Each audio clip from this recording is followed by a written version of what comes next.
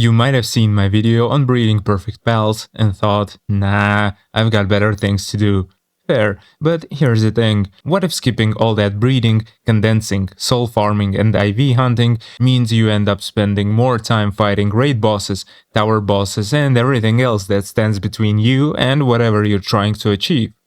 So today I want to find out how much all of these upgrades actually matter. How much do condensation, IVs, food, awakening, trust, passive skills and pal souls actually improve a pal? And more importantly, which of them are actually worth the grind? To find out, I'm going to throw Jetragons at Bellanoir Libero and progressively upgrade them. The goal is for one Jetragon to solo Bellanoir Libero. Let's see how little grinding I can get away with. But before we start throwing numbers around, we need to establish exactly what we're measuring, because damage per second isn't the only thing that will matter in this case. So for every test, we're going to look at total fight time, damage dealt, and survival rate, and assign a score for each, with a bigger multiplier for those that beat Libero single-handedly. If that's not possible, I'll have backup Jetragons to help out after the first dies, of course penalizing them in that case. At first, we'll test condensation, IVs, awakened status, pal souls and trust individually. Then, we'll test passive skills and then combinations of them. This will answer 4 questions. First, which upgrade is not worth grinding? Second, how strong is each passive skill by itself? Third, how much stronger do certain passives become when combined? And finally, are some of the combinations better than others?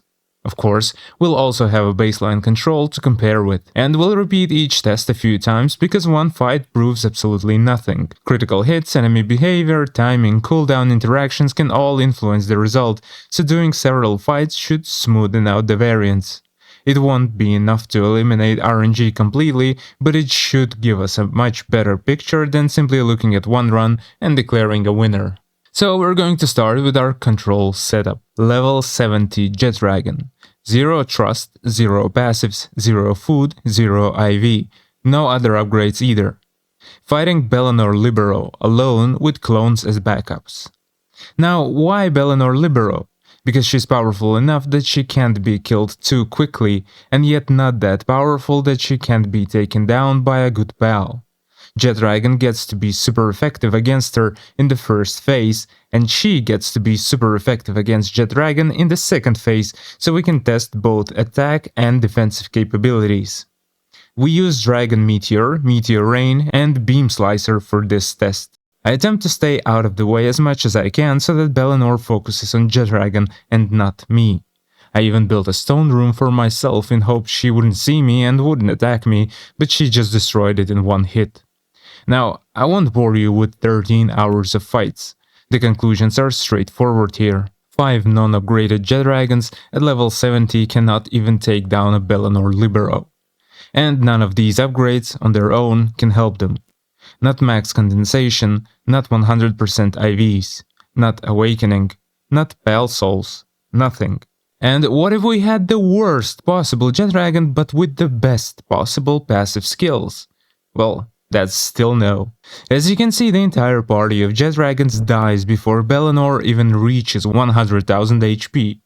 So clearly having the right passives isn't enough. But let's go in the opposite direction. What happens if we take our Jetragon and max out all the numerical upgrades? Max condensation, 100% IVs, awakening crystal, and max pal souls. Now, things look a lot better. Only one Jetragon dies, so there's a massive improvement in terms of defense. But still, we run out of time before the rest can finish the fight. So we still need to improve attack and defense.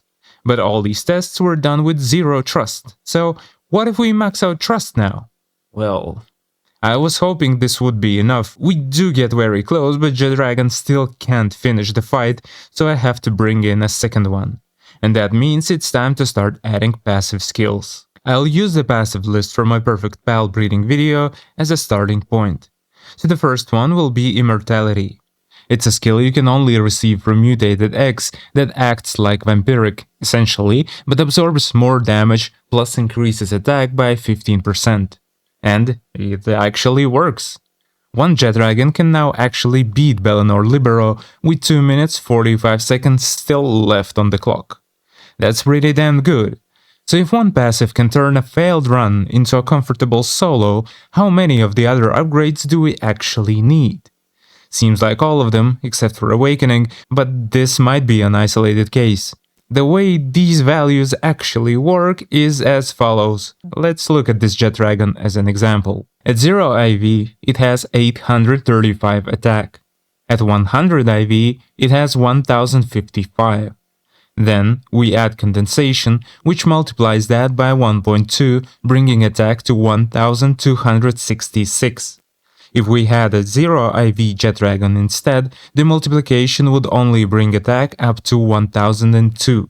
Now, back to our 100 IV Jetragon, adding Awakening gives us 115 additional attack, Trust gives 81 more. Both of these are dependent on level and are not a multiplication or anything. Next, the sum of them, 1462, gets multiplied by the passives.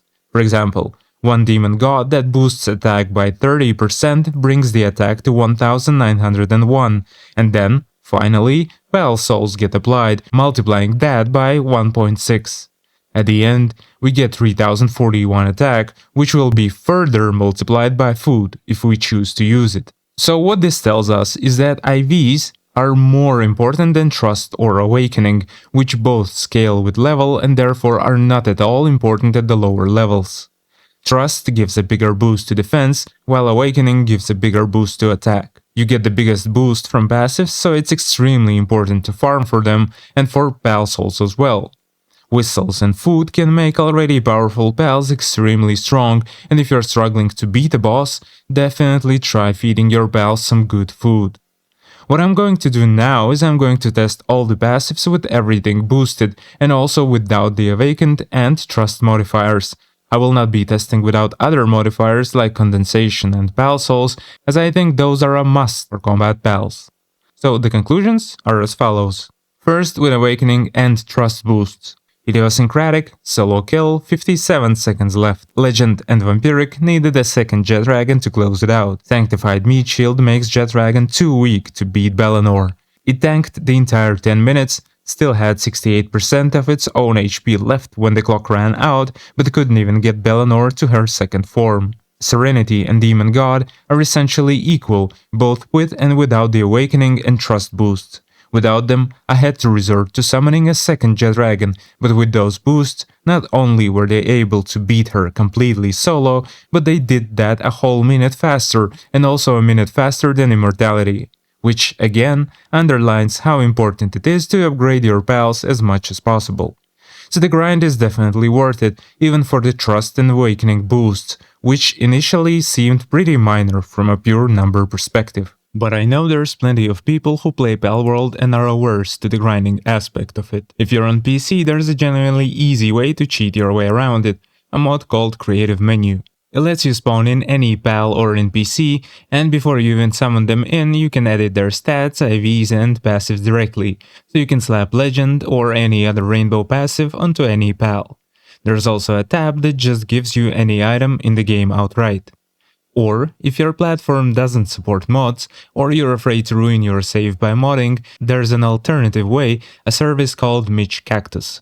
It lets you skip the grind and gets a wide range of basic, processed, well-derived and advanced materials for crafting, building, equipment, upgrades, and base development. Materials and technology points are obtained through normal in-game gameplay, while ammo and weapons are crafted in-game as part of their offer. They're the #1 trusted choice for Palworld services, have over 24,000 verified Trustpilot reviews, and thousands of personalized vouchers, and those numbers are only going up. They make getting the Palworld items and resources you need effortless, with a hassle-free, secure delivery process, and multiple delivery speed options depending on your order. They offer credit card, crypto, and more, and you're also covered by a 100% money-back guarantee.